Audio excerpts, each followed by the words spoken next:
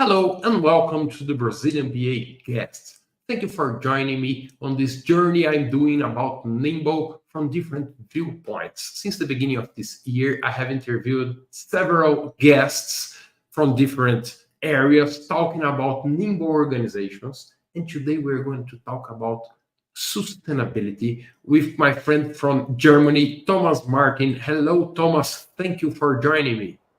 Hello, Fabrizio. It's a pleasure to be here. Thanks for inviting me. Oh, the pleasure's all mine, Thomas. Thank you very much. As I mentioned it, we're talking about nimble, that is this capability of an organization to sense and respond to change, and sensing and responding quickly and precisely. And today we are talking about nimbleness. And my question for you, at least for starting these conversations, is how can a nimble organization be sustainable? Could we start about maybe defining sustainability and sustainable organizations and this stuff? Yeah, if you allow me, Fabrizio, I like to start with a quick statement about the definition of nimble, because I really like it. Because what you didn't mention in the intro is that I'm also a futurist. And I started working as a futurist 10 years ago. And because it totally made me, I was really amazed about how few organizations understand their environment, what's going on, and what some of the consequences are they doing. And the part of the sensing in the nimble definition is so key. And agile itself is not worth anything unless you apply it to something. So it's great to be agile, but it's just a capability. I can be agile. I can jump on a tree if I need to. I can run fast if I need to. But are you going to run fast all the time because you can? No. You need to have a reason for being agile. And sensing and understanding what's changing, what's coming, what's important, and what the reasons for me to, and then acting to it, that goes together. And that brings me to the definition or the context of saying sustainability and agile, because sustainability is by far the biggest change driver, the biggest transformation that we as a human race have ever encountered and ever undertaken. So that is super mega change that permeates everything globally. And you need to be extremely nimble in order to master this. And that is also my experience as a transformation a catalyst transformation consultant working for Thrive 8 at the moment in Germany, where we have the experience. We've worked in transformations. I've done this for 20, 30 years. Right? We start with digital, then agile came along, and we have supply chain transformations. We have generational change going on. We have globalization issues, right? De-risking from China and the regionalization of supply chains, for example. So there's a lot of major change going on. And what's happening at the moment is that sustainability really starts to dominate everything and pushes everything back.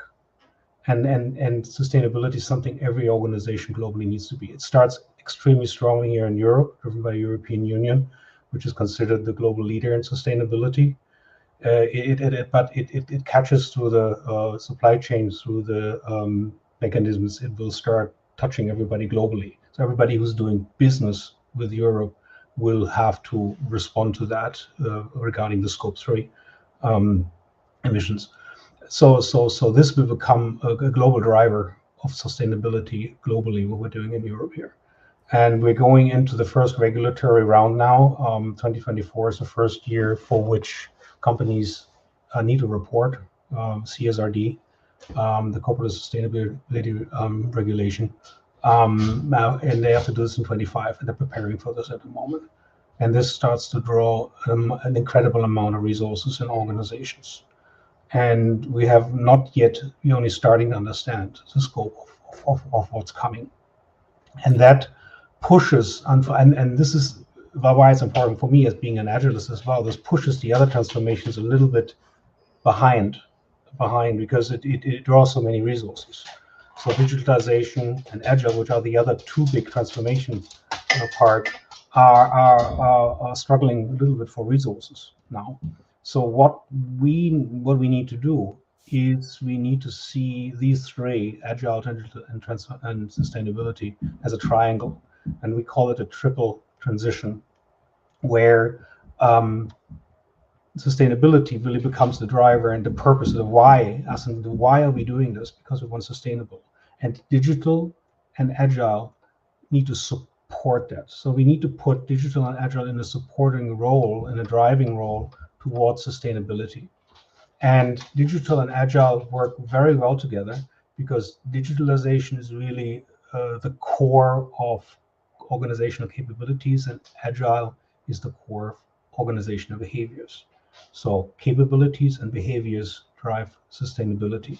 That is the triangle that we need to start leveraging.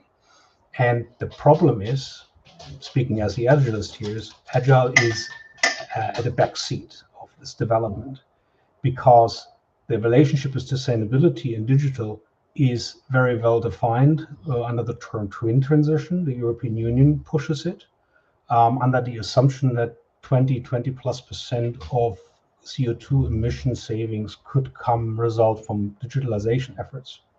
And agile is sort of a little bit forgotten in this game.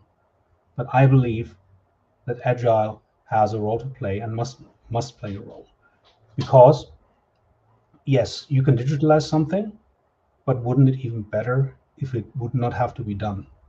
So reducing bureaucracy, simplifying processes, decisions, localizing, decentralizing things will be supportive of sustainability. And I haven't seen that discussion really become very strong. So what we're doing here at the moment, so I need to let the dog out. What we're doing here is extremely important, I think, not only for sustainability, making sustainability faster, more agile, more nimble, but also bringing the agile movement back into a driver's seat, into driving and really demonstrating how agile ways of working and nimble ways of working are having the purpose and having a reason to be there. Because as we all know, the agile movement is a little bit losing steam at the moment, and I see the combination between sustainability and nimbleness as a key element for us to revitalize things a little bit. And that's really what I want to talk about today. Let me ask you some probably very basic questions here, but I want to step back from the perspectives of someone who lives in South America, in Brazil. We are not passing through the same regulations that you are probably being forced and enforced very strongly in Europe. When you say about the way you present sustainability as a transformation, I see it very related about being in compliance with regulations. So there's a lot of regulations coming, a lot of new drivers coming from, and business have to adapt to that.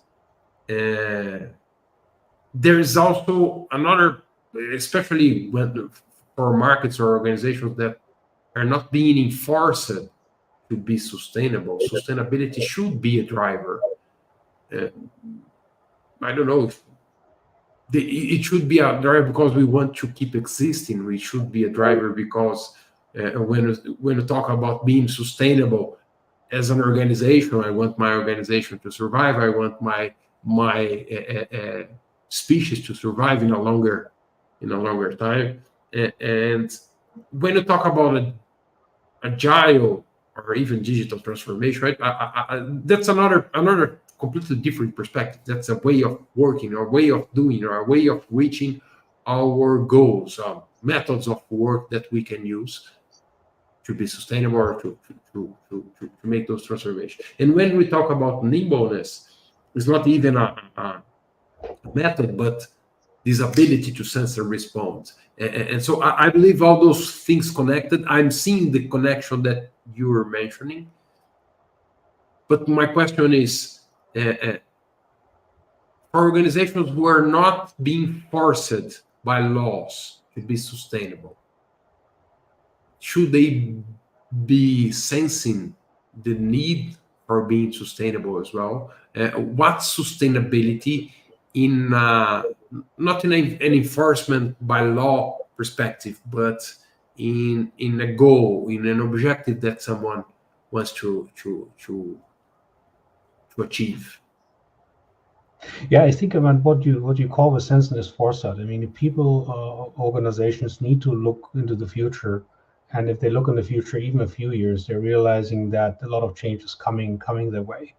And I mean, the European Union forces through its supply chain and Scope 3 mechanisms is forcing global suppliers, Brazilian companies. If you're a Brazil company in Brazil that is supplying products to the EU, you will have to play along. So you already, I'm sure the big companies in Brazil are already getting letters from European companies and saying, hey, how are your carbon emissions? How many carbon emissions are your products producing? So the mechanisms are global, and this will pull the world along. The important thing, I think, is from a Brazilian versus Western world perspective. I mean, on average we're consuming 1.83 planets at the moment, globally on average, but the Western world, probably us in Europe, are more towards 5. So I think it's good that we need to start. I think I'm sure the carbon footprint of Brazil is not as dramatic as ours. Just don't burn the Amazon, okay? Um, so that's We so still have an Amazon to burn, but I think you can, sorry. from one hand side, you can probably take it a bit easier, right? And the other, there are two aspects. The aspects is who are the big consumers, the more Western companies, the Northwest, and the other one, who are the big polluters at the moment, which is China, right? So I think these need to come first, but as we have global supply chains, Brazilian companies cannot hide. And the European, for the first time ever, I have to laugh a little bit. The US are known for imposing their own laws on the rest of the world, and now Europe has learned how the US are doing that one, and we're sort of doing it a little bit as well at the moment. But with, for example, also we're preventing there will be a carbon tax imposed. That is a regulation that's coming that basically enforces duties on products that are imported into the European Union if they are cheaper and have a higher carbon footprint than locally produced ones. And they do this because they want to prevent European companies for moving abroad. For example, German company moving to Brazil, say, oh, the regulations are not as strict in Brazil, we're producing there and then importing into the European Union. So they want to avoid that companies are doing this one and using less strict countries as a base to pollute. So there are 10, 20 regulations on the way currently. This will get extremely tight. And they're making it into European law at the moment. France has imposed a prison and stiff monetary fines for CEOs who fail to report properly. The companies are really taking it serious now. It's becoming scarce, and it's coming up to a level of financial reporting. The accountability and your duties, your regulatory duties, are already on a similar level like financial duties. So that is super serious at the moment. I understand that's a threat for some organizations who are not aware about what's their footprint or what's their regulation around them, and even if they are in compliance with regulation. But usually when there's a threat, there's also some opportunities for some organizations, especially I would say in countries like Brazil, who have a lot of areas and who can sell. I know there's a market of carbon, and how those opportunities appears for organizations in these specific contexts that we are living with those regulations about sustainability.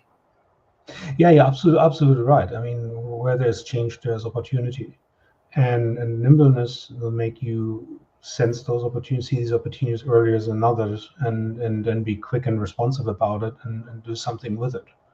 I mean, our German economics minister is currently touring the world and trying to talk to governments about producing green hydrogen, and basically getting into and actually the twin transition part of the European Union is also an attempt to secure raw material supplies that will be needed in order to fuel the digitalization for sustainability. And they're also it's a little bit a political game as well, because they want to start localizing more of the digital capabilities, the platforms. So there's definitely an attempt of Europe to catch up with the US a little bit behind that, and there is opportunity. There's definitely opportunity. There's a comment here from someone from LinkedIn. I don't know who it is. Please put your name in another comments. But if you, when you're using LinkedIn, you can configure if you want to share your name and picture or not in your profile. So if you want to participate and you don't know why your profile is not showing up, it's a configuration you can change. Sustainability, prioritizing long-term goals, even at the expense of short-term goals, an eternal battle of trade-off. Yes? There's actually it's not the bigger twist is not between long and short term. The bigger twist is between the triple bottom line. So I think what sustainability is about ESG, which is an environmental government environmental, social, and governance, which is fundamentally another naming of, let's say, the three P's: planet, people, and profit. So what is happening at the moment is that organization always done profit well. I mean, money rules the world, right? And accounting is equivalent with money accounting, right? Financial accounting. What we're now happening through the regulation is that planetary concerns, environmental concerns, and social concerns, people concerns, are getting their own accounting systems. So the question is not long-term, short-term as much. It is more about, are we bringing people and planetary concerns or goals at the same level as financial goals in driving organizational behaviors? And that's what's happening at the moment with the regulation in Europe or across the world. I mean, ESG is a global concept. So we're starting to bring in, building currently, three equal accounting systems up that have all the goals, and those, to the point of your LinkedIn guest here, it will be, yes, of course, conflicting, right? But, and this is the stress the organization have. They're expected to do them all, right? There is a bit of a steering that government companies can do at the moment based on the materiality assessment. So not all things are mandatory for all companies. So companies can say themselves, based on our business, based on our industry, these things are more important than others, and we will concentrate on. You can concentrate on the important things for you, but you must commit to something, and that will be the great conflict, right? The short and the long term part is actually one of my major concerns in also in relationship to nimbleness and sustainability, because I see things being pushed out. So sustainability is, I'm sure we have primarily project managers here on the roll, and a lot of people do projects here. And sustainability is a tight deadline project. So this puts a very big twist on everything we're doing. It permeates everything. It's about things that we have never done before. So we all know that means project risks. And what I'm observing in the sustainability project space is a lot of failures and delays. I mean, from green hydrogen projects failing, from offshore wind parks not making it, to even regulation being delayed. I mean, the sector-specific guidelines for the CSRD are being pushed out, and companies are already complaining it's too much change. We can see that. So we are and we already achieved 1.5 degrees, right? I mean, it's getting hotter and hotter, faster than we thought. Europe wants to be carbon neutral by 2050, Germany by 2045. The client I just worked for is an energy company by 2040. So that this sounds still, it sounds still a lot of time, but based on the amount of work and the uncertainty we have and the project failures, I'm scratching my head and I'm saying, gosh, this stuff will probably become more long term by itself, but it's not good that it is, right? So I think in terms of we as a nimble agile community, we need to bring our agile project management best practices into play here and making sure that those project failures stop. I think this is our duty as the agile community. And the Agile community is by the way, is forming. The Agile Alliance has a sustainability manifesto. They started to, I signed it already. We have local communities here in Germany, agile communities who talk about sustainability. So if you're interested, look them up. Agile Alliance, Sustainability Manifesto, sign it, and be part of the movement, because I think we have an incredible amount to offer to make sustainable more reliable. For me, there are two different drivers, very different drivers, that I listen from your explanation on sustainability. One driver is more internally, let's say my mission, my vision, what my business is about, and if my business is just about making money, I don't care about sustainability. I just want to make money. If my vision has to do about the well-being of the ones that I like, my family, my neighborhood, my community, sustainability should drive my actions, and that's an internal part of it. So an internal motivator for sustainability. And there's this external motivator that you bring very clearly that you're living in Europe. That's regulations, right? Just as any regulation. So governments are imposing some regulations, and I have to deal with it, and I have to be in compliance. Sometimes I just find tricky ways to be in compliance with regulation and not create sustainability at all. I don't know, for other stuff, we just find leaks on regulation, gaps where we can just comply with regulation, but we are not really engaged in the outcome that we should be engaged with the sustainability. And my question is it possible or to expect that someone changes their goals, their mission, or their values to really value sustainability and put that as a top priority in the organization beyond the regulation, or like regulation would be a guidance and not everything I have to do. Regulations help me to find my goal. Am I dreaming? Well, I mean, sustainability is already, the accountability, accounting is already around for a couple of years, 10 plus years. And the big change that's going on at the moment is greenwashing is not allowed anymore. I mean, a few weeks ago, the greenwashing directive went live in Europe. And if you're making claims that you can't prove, you get in trouble. This is one development. The second development is probably something that will affect Brazil a little bit. The realization is then that carbon offsets are not working. So basically, I'm putting a new forest up in Brazil, and then I can pollute a little bit more in Germany. Is not working because they have an incredible amount of bad image.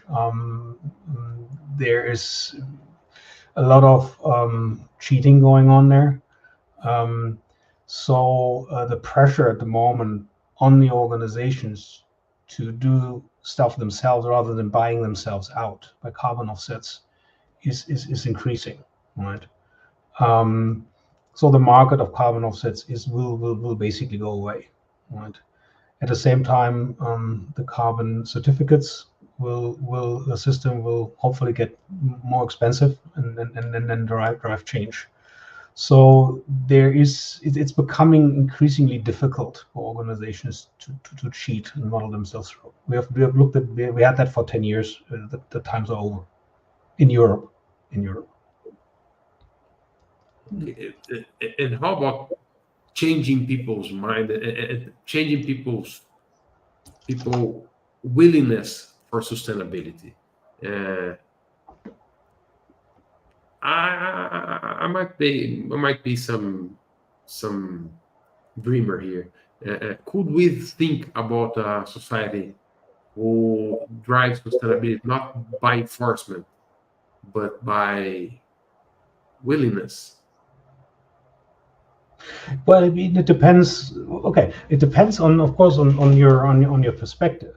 I mean, if you are a system thinker and you're used to seeing, looking, you're used to sense, right?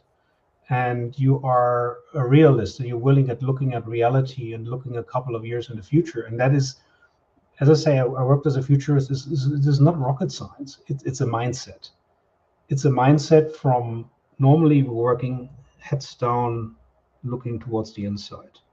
And foresight is looking upwards, looking outwards, and looking out. Right? It's simply 180 degrees change perspective. It just takes a 180-degree turn of the body to do that. So it's really a mindset.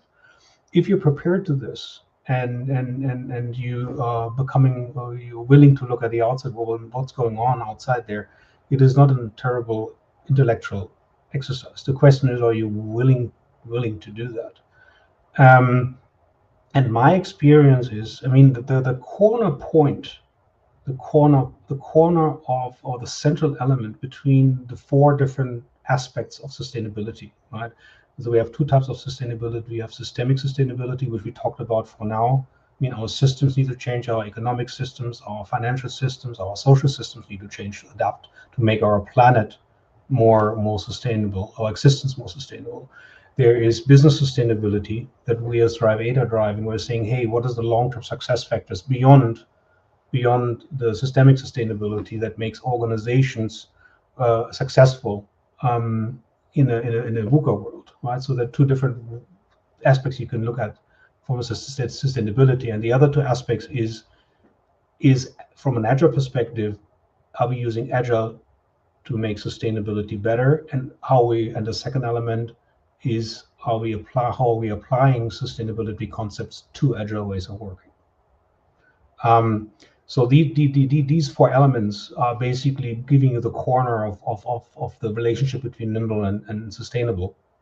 And the center of it, where everything comes together, is a common topic, and that's circularity. And I mean, sustainability, systemic sustainability is of course about the big circle, which is our planet, right? Making our planetary concepts work. And then there's of course the resource element. Okay, we recycling, reuse, stuff like that. So circular thinking there. And on the agile side, we have a lot of circular thinking in there, like from a perspective of single and double loop learning through dailies, sprints, and retros, right? We have the sustainability itself embedded by saying a team that has achieved velocity and is working well has achieved a sustainable performance, right? So sustainability performance. And there's of course then the concept of iteration and feedback. So as agilists, we are, I think, mentally systems thinker, because we want to understand if where is the circle changing, where are things coming back from us, and then giving these feedbacks a room and consideration, right? And so from my perspective, agilists are systems thinkers. Agilists are also innovators, because they're prepared to adopting new ways of working that are novel still in our days. So I think the mindset of an agilist will be super relevant and super important for sustainability.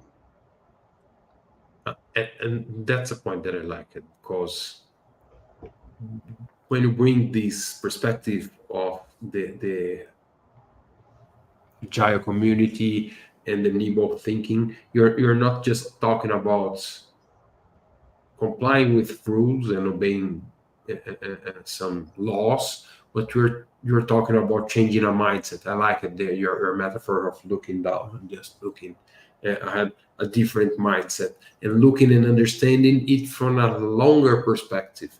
Usually, agile methods have this circular way of learning, the circle of learning, as you said, but they tend to be small circles. Like by method, they try to learn in small iterations. So looking for the longer cycles and trying to bring those learnings from small cycles to longer cycles Mhm. may bring this perspective of sustainability. That's interesting one. We found out who is our LinkedIn user. It's Robert from Chicago. And Robert made two comments that I want to share here. First one, he said, arguably the biggest project ever with unique competitors slash opponents, resistance to change. So he's talking about resistance to change in organizations. And he also mentions another one. X years ago, tobacco industry resisted change because they didn't want to surrender short-term profits. In this decade, different industries resist to change for the same reason.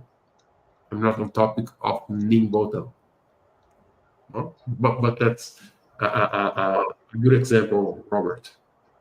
So a Yeah, lot of this is good. Yeah. they fight against sustainability because of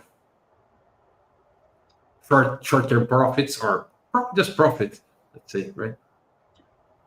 Yeah, and look, you probably heard about the Exxon files. About at the same time when the Club of Rome wrote the Limits of Growth, right? And they basically shared their forecast about what's happening now 50 years ago. At about the same time, Exxon also internally looked at that and made actually a graph. Made a graph where they're projecting the carbon emissions into the future and say, if we continue like this, we as Exxon carbon industry, fossil fuel industry, are continuing like this, the temperatures on the Earth will be like that. And the graph that they drafted, I think also about 50 years ago, is exact. We're nearly exactly there where they predicted us to be now. So they knew it. They knew it 50 years ago. They projected it. They were right with the projections, and they did nothing. Right? Yeah. Club of Rome published it, made it knowable to everybody. What did we do? Nothing. Yeah. And look, I'm a foresight. I'm futurist. I look into the future.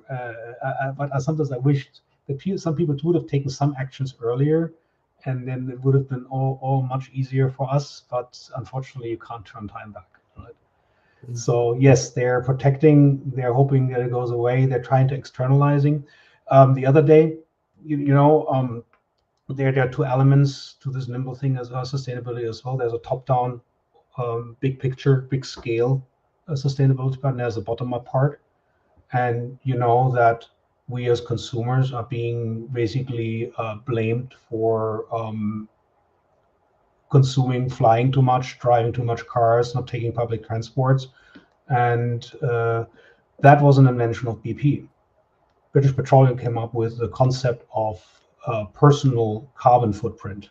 And they published a calculator where everybody could go there and calculate their individual carbon footprint. And the saying basically goes, look, you're consuming this stuff. So you're responsible consumers for the emissions because you're consuming. The reality is, of course, that's bullshit. That's bullshit. The reality is that there are no alternative products that we could buy because they're not being produced. And by me flying less or taking the car less, I'm not going to rescue the world. The world will change because the big picture change.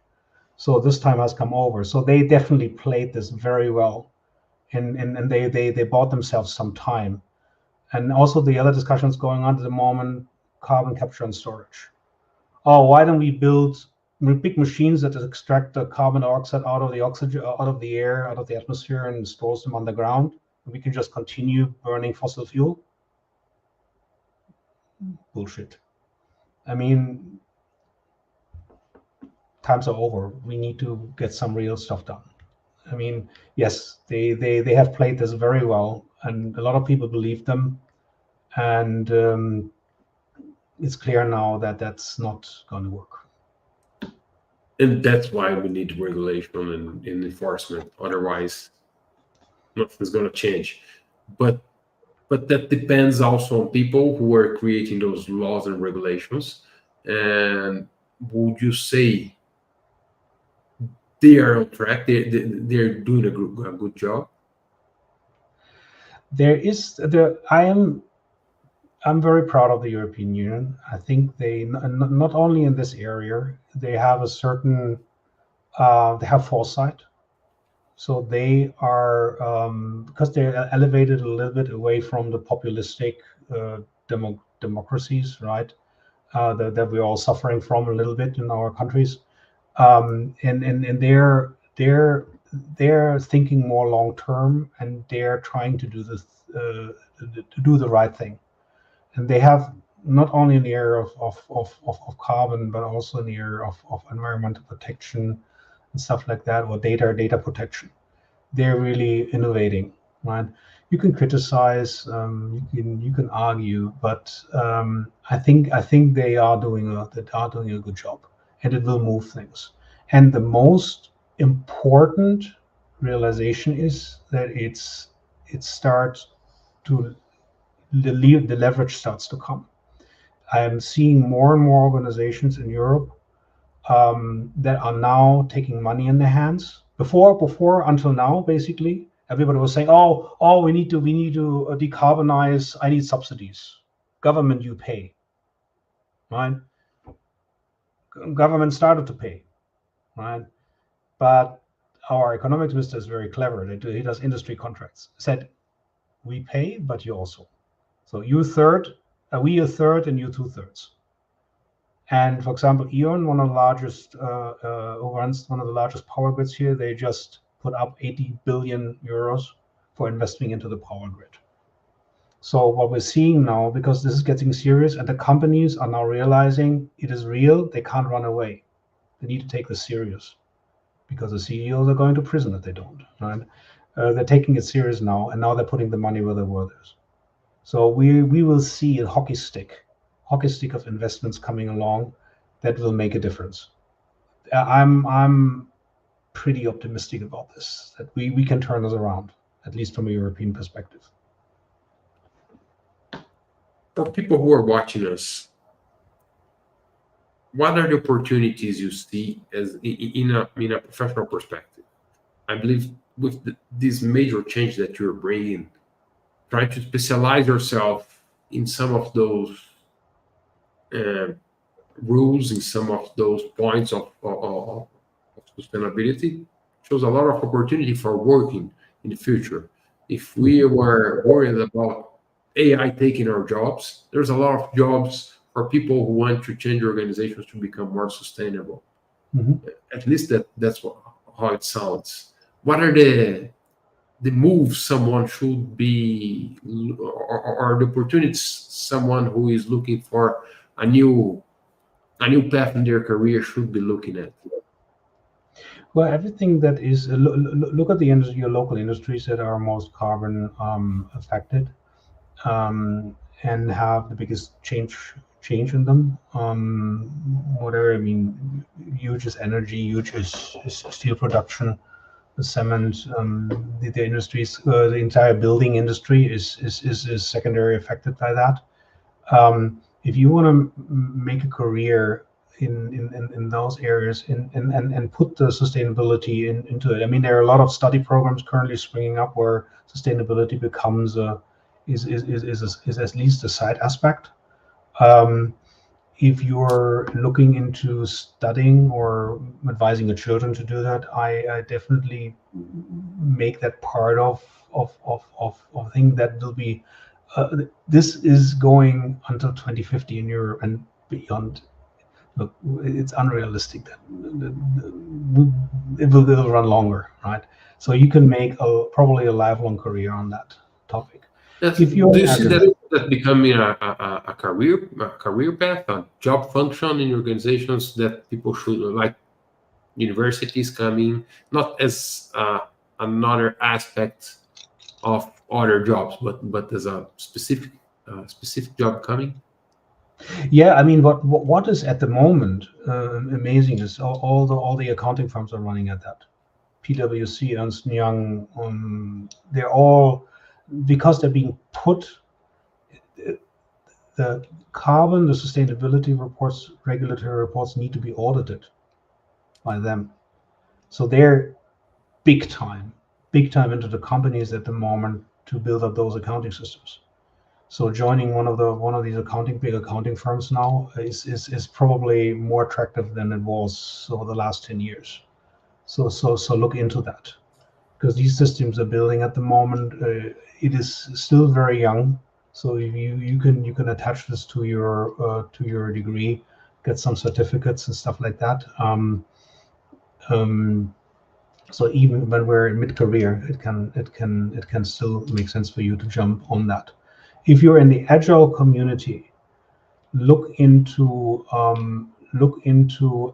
things like green coding stuff. Look into technical debt reduction. Look into making planet and society part of your project stakeholdership. Consider them in the definition of done, right? Look into the ways of working on your projects. Virtualize more. See how we can, by your work, can reduce the carbon thing. And the other advice that I have to people, wherever you work, find out what your organization is doing in sustainability, because eventually it will permeate everything. I mean, I started to work in the carbon part is obvious, carbon emission is obvious, but we're getting into just transition, we're getting into NGO engagement, we're getting into biodiversity. Whatever you do, it will become part of it. One element that I'm had with my customer is evolving a business case towards a sustainability case, right? Basically, how decisions are being made and how investments are being decided is going to change. So if you find out what your organization is doing, where they stand, what they currently do, you can probably easily find a way of positioning yourself there in order to have some influence and have some learning opportunities there. It is majorly interesting. Majorly interesting. Yeah. And it's a strategy role. It's a very high level view of organization. You're defining budgets, you're defining directions, you're understanding the constraints and trying to understand how your organization can survive. Bringing back to nimbleness, you have to sense and respond to those challenges that are being posted for your organization. I agree with you when you say that European Union is making a good work in these and other aspects in legislations. I have a sense, being from a poor country, is that Europeans have the right about thinking in high level standards of civilization that poor countries. We have so much basic problems to solve. Uh, People are starving today. It's hard to think in 100 years in the future when you have people starving. And Europeans got this level of civilization and welfare that you can look farther. And probably you have to start regulating and creating the aspects for the rest of the world, because if we're talking about sustainability, we must look at the world and not just your neighborhood. Well, there are two elements. There's one, of course, is the favela inhabitant in Rio doesn't have the same carbon footprint as a European billionaire. So I think it needs to start here. Then the other aspect is that now what wanted to say um,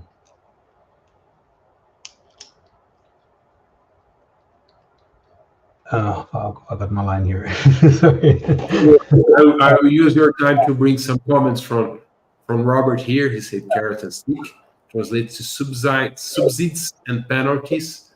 Regulation can be most effective way to change initiatives, and I'm agreeing with that. That's a big takeout from this discussion. And we have a comment from Andre. I believe Andre is your friend. The European Union being transformation is about sustainable and digital transformation. Agile transformations is the how-to question, how to become nimble. Yeah, that is correct. Yeah. And then this is why these three are in a super virtuous triangle. The sustainability is the what, the digital. Sorry, the sustainability is the why are we doing it. Digital is the capabilities, is the what are we going to do, and at nimble agile is the how, the practices, the behaviors, right? And all three need to work together: the why, the what, and the how. And this is why the combination of the three makes super sense. And we as agilists needs to come to the table there and pull our weight to make sustainable work. Right? And changing the why, starting by regulation, probably it must be, but we also have to change the mindset from looking for your own better to look for the future, look forward, looking for the community, look for the whole. The mindset is there, and this is not the point I forgot earlier. Um, Even in Europe, you have the problem that some people are they are precarious people. They're poor people, and whatever the Ukraine war, the inflation, put a lot of people under financial stress and pressure. And if you're it is very hard for you to face change on the level that is demanded by sustainability if you're not have your feet on a solid ground, on a foundation. So everybody in every country, if you are precarious, if you are struggling to make the ends meet and the money is finished earlier than the month, you have absolutely no time to think about sustainability because you're struggling for survival and you don't know whether you'll make it. You will see tomorrow. You will not care about 2050 or even beyond, or whether the earth will go up in flames in 100 years if you are not sure that you'll be around. Yeah. So we have the same problems in Europe and in Germany, that the politics in the last couple of years, decades, have put people, increased the amount of poor people here. And the plus with the change fatigue after Corona, Ukraine, and all the other shit that happened in the last couple of years, people are tired. People are change tired, and that is super stressful. And we're seeing already pushbacks, and the European Union is already softening on things. There were protests by farmers the other day, and the European Union is taking a softer stance here. So they need to be very careful with how much are they pushing this, because otherwise we're losing people. Right? Yeah. The dilemma is the world doesn't wait. Right? It is overheating. But politics is the art of the possible, right? And you need to take people along. So this is the cornerstone of just transition. I mean, just transition on a global scale, as defined by European United Nations, is about making sure that poorer countries that are facing whatever raising water levels and droughts and stuff like that, and hurricanes, are not left behind, right? So from your Brazilian perspective, of course, you need to think about, hey, who is affected in our society by global warming, right? And you need to find a way of looking after them and taking care. I see that your friend Andrew is here in the door. Should I invite him to join us? Hey, Andrew, turn on your camera. Join us, please.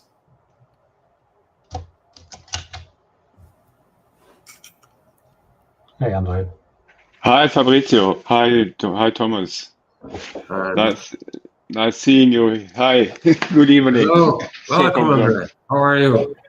I'm excellent. Thank you very much, Fabrizio. Nice seeing you again. So it's a long time ago that we met last time.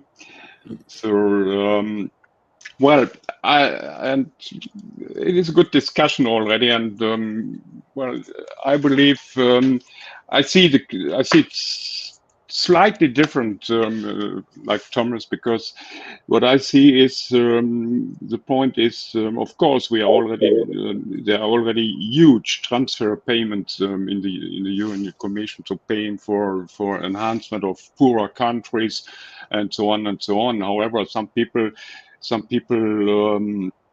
believe we should not do that. That's a point here. It's not that we're losing people. It's that we already pay a huge money and huge transfer payments from the EU side to whatever country, to many other countries.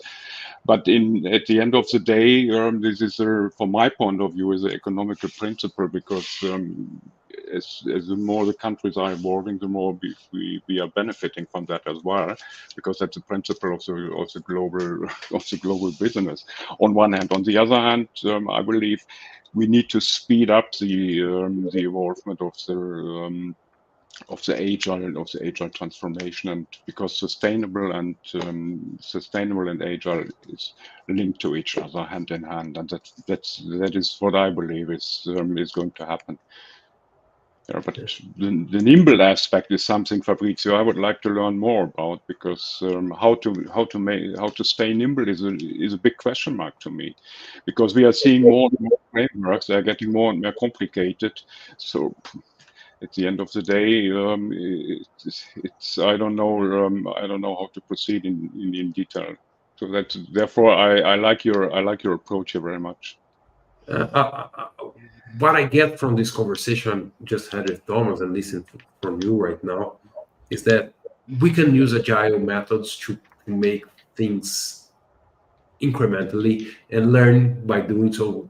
There's a lot of methods of doing agile that are very effective. Yeah. So we have a learning curve. But that's not enough if we want to solve the right problems. So the point about being nimble and sensing and responding to changes, this ability to understand what's going on, what is this, why? I love it when you say that sustainability is the why, but I must understand this. I should change my mindset to that. Being in compliance with regulations is important, is essential. Otherwise, your organization is illegal when you're not open for business. But we need more than that. We need to transform mindsets, and sometimes that starts by regulation, right? So you start by charging people when they enter in a bus, and there's someone charging people. And at some point, that becomes so part of your culture. I went to Europe, and I went to bus, and I bought my tickets, and nobody asked for my ticket because they don't need an enforcement anymore. It's part of the culture.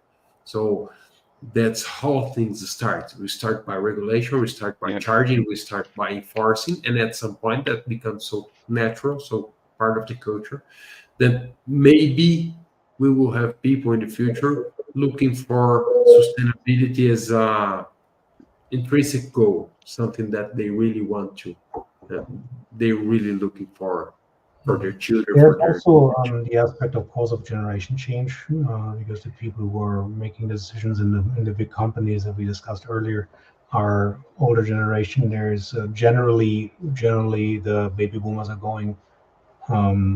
retiring now, so there's probably going to be also a change in the management that brings hopefully a younger generation and that have a more sustainable mindset.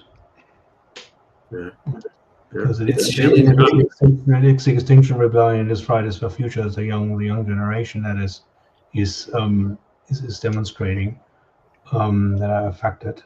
So the problem is we don't have time to wait for another generation to make it in. That's another 25 years. So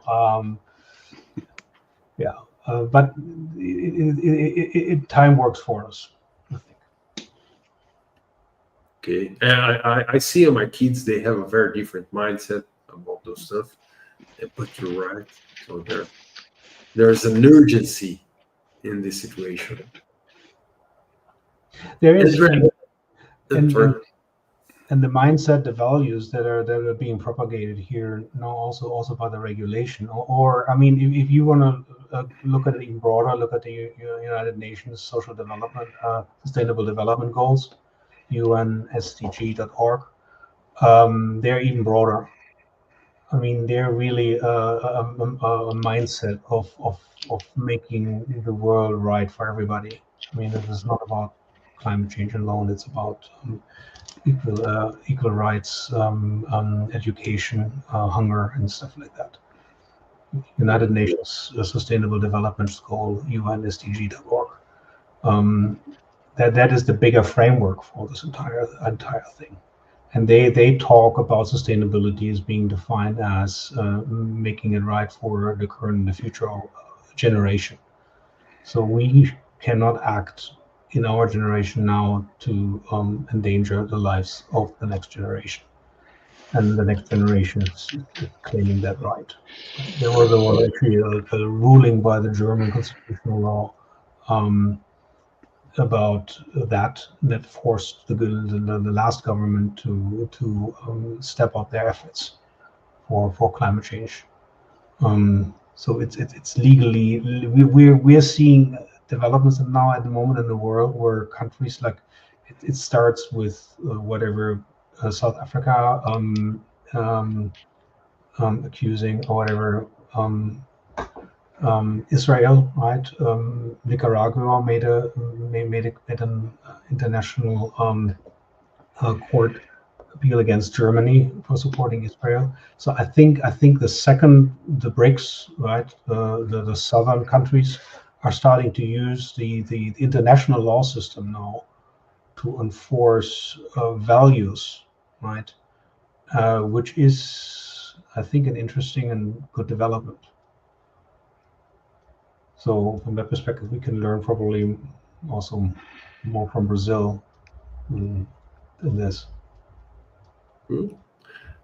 We are almost in the top of the hour, and I want you guys to share if someone is looking more for this subject, if they want to contact you, if they want to talk about sustainability and how they can transform their organizations with this driver, how can they reach you and what could they expect from you?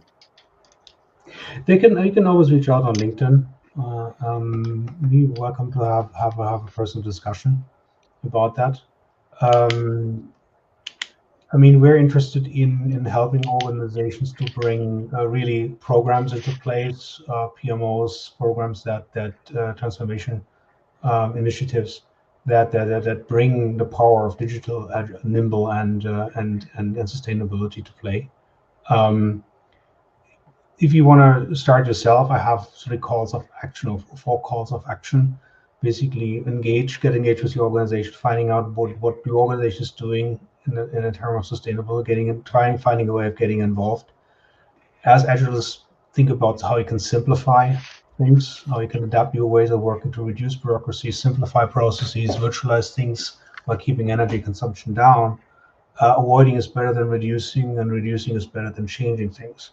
Localize, move decisions and actions closer, reduce transportation and stuff like that. Think local, act local, and then have a look at the Agile Sustainability Manifesto from Agile Alliance. I think this will put you in the frame with people, and locally in your organization as well as globally. That will propel you forwards in this. And thank you for that. And we, as a global community, can only make it together. We need to work together. Thank you for that. Thank you very much, Thomas. I think that is a very good idea. I don't know if you want to add something, Andre. Thank you very much, Fabrizio. It was a pleasure to me joining so short term. But thank you for joining. And because we're in the top of the hour, but please, after we end the transmission, stay a little bit more so we can just have a fast chat. But for those who joined us, online. Thank you very much for audience. I hope you have learned something. I learned a lot. See you guys next week. Bye-bye. Bye-bye.